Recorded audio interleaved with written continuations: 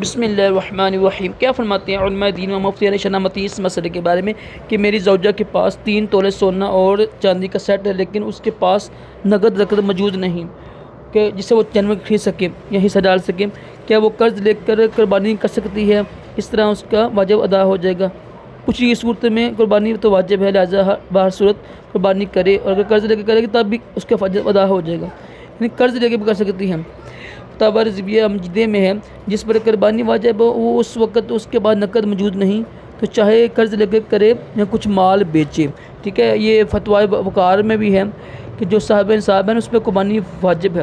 قربانی کرنے کے لیے چاہے سونا بیچے، چاندی بیچے، یا قرض لے یا مال بیچے، دونوں صورتوں میں اس پر ایک پر عمل کرنا ضروری ہے، اور اس سے بھی انشاءاللہ اس کا واجب ادا ہو جائے گا، قربانی پھر بھی واجب رہے گی۔ واللہ اعلم رسول عالم۔